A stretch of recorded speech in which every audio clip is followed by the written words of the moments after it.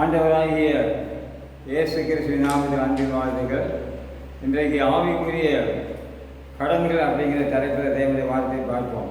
இன்றைக்கி ஆண்டவரை ஏற்றுக்கொண்ட ஒவ்வொருவருக்கும் ஆண்டவராக இயேசு கிறிஸ்து நம்முடைய பாவத்தை மன்னித்து நம்மை அவருடைய பிள்ளையாக வைத்திருக்கிறபடியால் நம்முடைய வாழ்க்கையில் ஆவிக்குரிய சில கடன்கள் நம்முடைய வாழ்க்கையில் உள்ளது.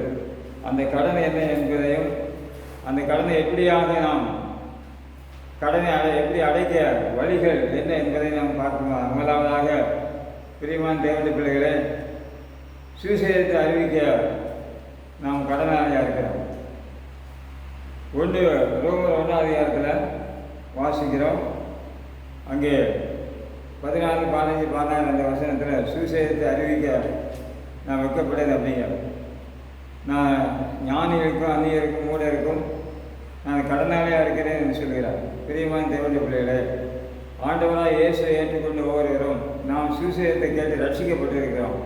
ரட்சிக்கப்படாத மக்களுக்கு சத்தியத்தை அறிவிப்பதற்கு நமக்கு தேவன் நம்மை இந்த உலகத்தில் வைத்திருக்கிறார். ஆகிய ரட்சிக்கப்படாத ஒவ்வொருவருக்கும் சத்தியத்தை அறிவிப்பது நம்முடைய ஒரு கடனாக அல்லது கடமையாக பவுல் சொல்லும்போது 1 Corinthians 9:14 சொல்கிறார், சுவிசேஷத்தை அறிவிப்பது என்னுடைய கடமை, அறிவிக்காவிட்டால் எனக்கு ஐயோ அப்படிங்க.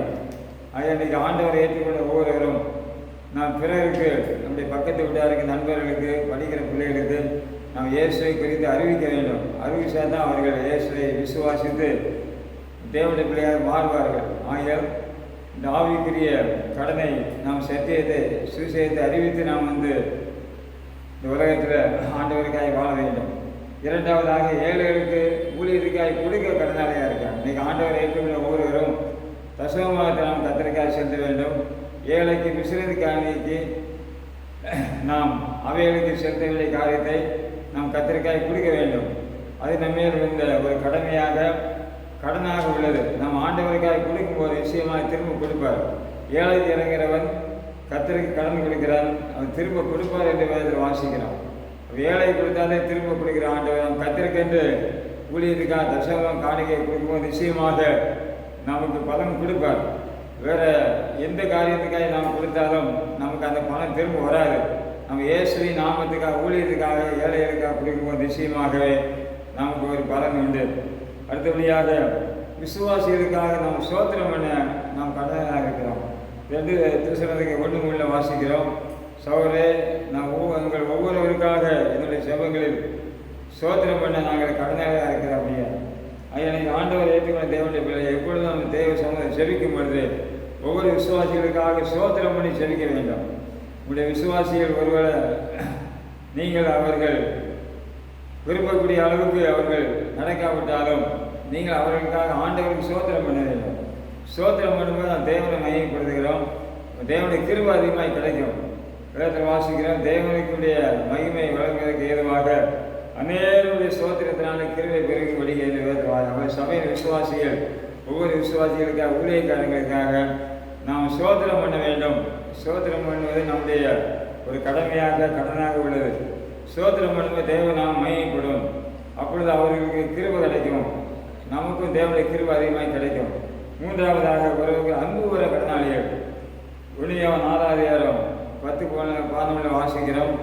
விதமாக தேவன் நம்ம அன்பு வருந்திருக்க நாமும் ஒருவருக்கு அன்பு வர கடனாளியாக இருக்கிறோம் என்று வேதம் வாசிக்கிறோம்.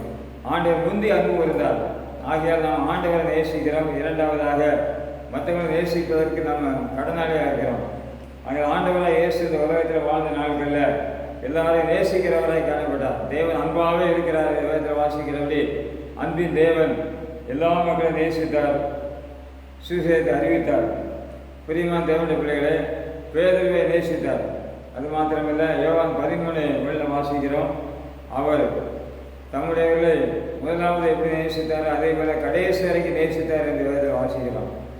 ஆகிய சீசர்கள் உடைய வாழ்க்கையில் மாற்றங்கள் காணப்பட்டது, மறுதளித்தார்கள். ஆனால் தேவனுடைய அன்பு அவர்களை கைவிடவில்லை.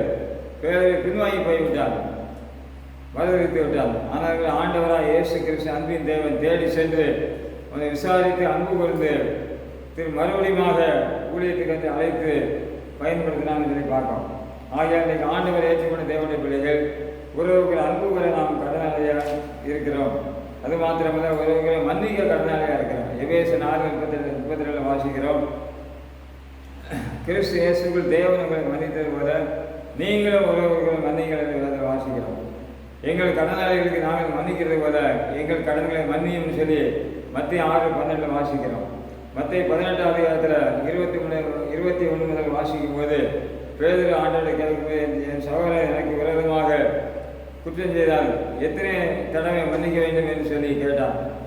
7 தடவை மட்டுமா? இல்லை, 70 தடவை என்று சொன்னார்.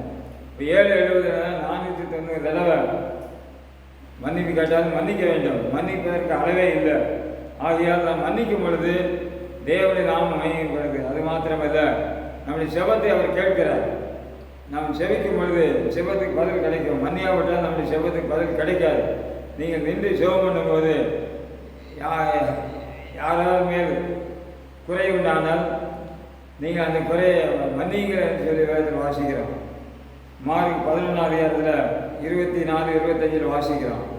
அதில் நின்று செபிக்கும் பொழுது ஒரு சகோதரன் மேலே நம்ம குறை உண்டானால் அவர்களுக்கு மன்னியுங்கள் என்று சொல்லப்பட்டிருக்கு. ஆகிய நம்முடைய செபம் கேட்கப்பட நாம் பிறரை மன்னிக்க வேண்டும். விதமாக ஆவிக்குரிய விஷயங்களில் இப்படிப்பட்ட காரியங்களை நாம் செய்ய நாம் கடனாளியாக இருக்கிறோம். முதலாவதாக சுவிசேஷத்தை அறிவிக்க நாம் கடனாளியாக இருக்கிறோம். இரண்டாவதாக நாம் அன்பு கூற கடனாளியாக இருக்கிறோம். அது மாத்திரமல்ல, ஏழைகளுக்கு ஊழியத்துக்காக கொடுக்க கடனாளியாக இருக்கிறோம். விசுவாசிகளுக்காக சோதனமான நாம் கடனாளியாக இருக்கிறோம். ஒருவர்களை மன்னிக்க நாம் கடனாளியாக இருக்கிறோம். ஆகையால் இப்படிப்பட்ட காரியத்தை நாம் செய்யும்போது நிச்சயமாக தேவன் நாம் மையப்படும். ஆண்டவராக உங்களை ஆசீர்வதிப்பாராக. ஆமென்.